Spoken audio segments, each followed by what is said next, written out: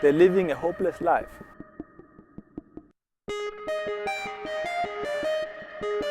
They are not bad children, they are not bad people. They are very good people, they just need love.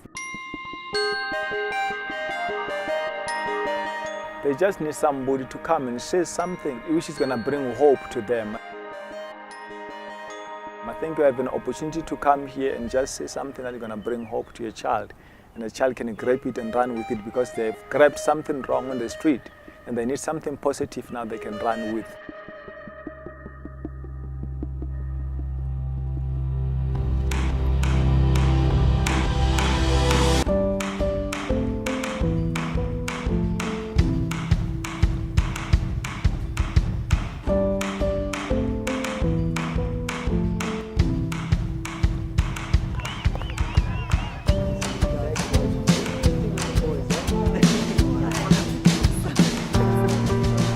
Hi, my name is Thokozamjo. I've lived in Pretoria for the past 7 years, and I have been volunteering at the shelter, at Crossroad Shelter, for the past 3 years.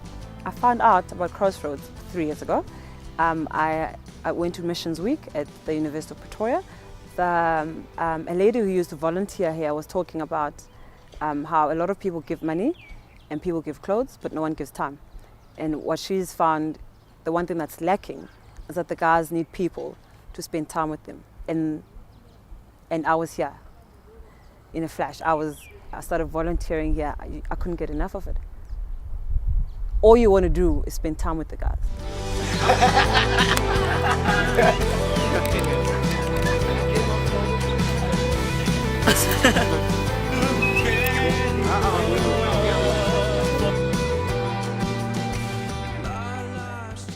Crossroads is a home that houses previous street kids. It varies from guys who've lived on the streets for a long time to guys who've just recently run away from home and then find refuge in the streets. We are reaching out to the street children and we give them a place to stay, which is a place of safety. And we provide everything. We provide 3 meals a day. We provide accommodation for them. We provide them with all the basic needs. That's why we take them to school, because we need to empower them to give them something, before they can go back to your community. So we do have, people that go home and assess the situation at home and find out what is the problem and the cause of the children being on the street. Before I came to Crossroads,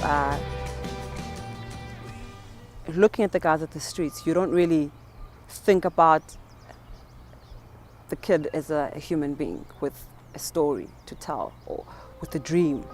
For someone who lives in Pretoria, you see guys standing at traffic lights all the time.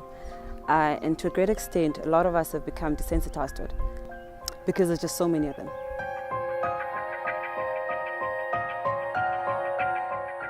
So you don't really know how to react.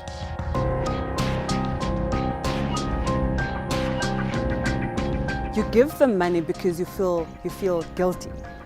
You feel guilty because you have more and they have less. And it's also a way to make yourself feel better, because the guys just dress in drabs and they look very sad. It's like the worst thing you've ever seen.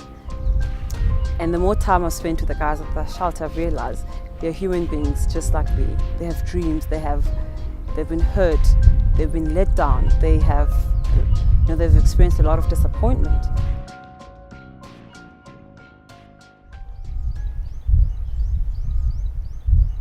Before the guys came to the shelter, I don't think any average human being realizes the kind of circumstances and what these guys have had to live through and have had to overcome.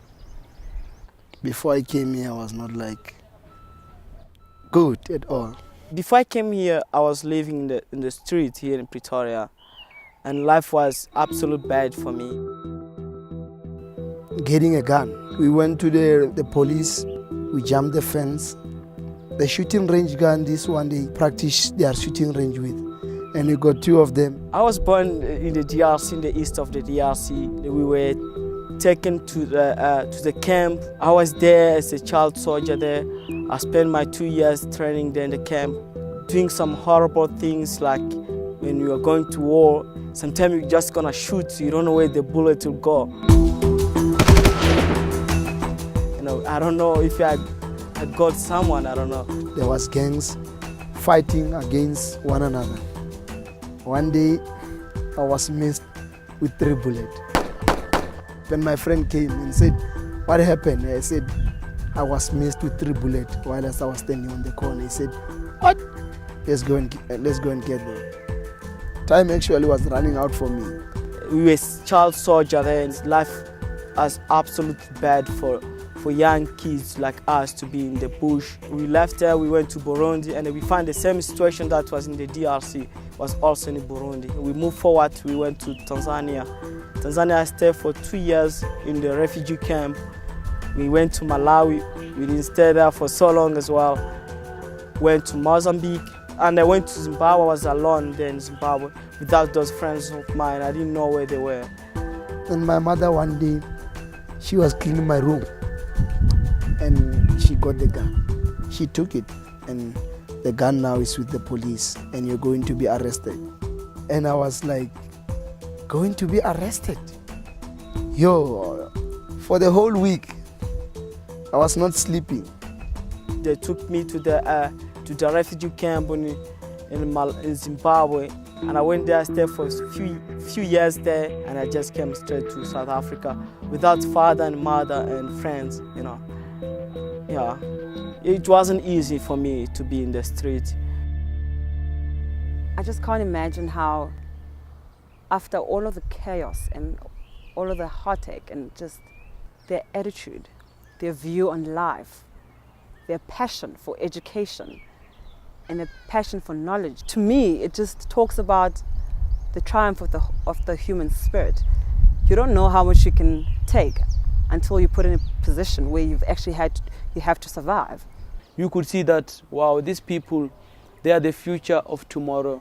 They are the tree that is growing, that need only water to. But we believe that here in the shelter, we encourage people, we just plant the seeds and God waters the seeds, then the seeds grows according to the way that God you want the seeds to be.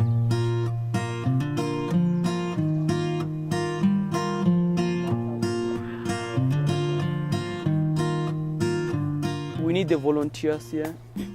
If we can have the volunteers, we'll be so blessed, because we have many boys, and each one of the boys, they want attention and they want someone to be there for them, and they want someone to encourage them, to show them that they are a person, and to show them that they are a future of tomorrow, and to show them that they are not street kids.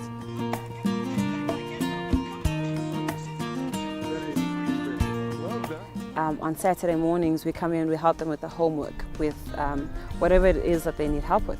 And then the guys who aren't in school yet, we then help those guys, teach them how to read. And what we also do is we have an annual career expo where we bring people from the workforce to come talk about what they do in their fields. This is just to encourage the guys to realize what's out there, so the guys know that it doesn't matter which background you come from. If you work hard, and you can achieve anything. And it's important to dream. Start dreaming at a young age, and realize that nothing is standing between you and your dream. The only thing that's standing between you and achieving your dream is yourself.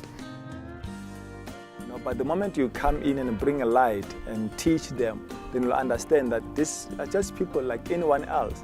They did what they've done is because of their background, their condition. But actually they're just normal kids. They just need to be loved and understood and listened to.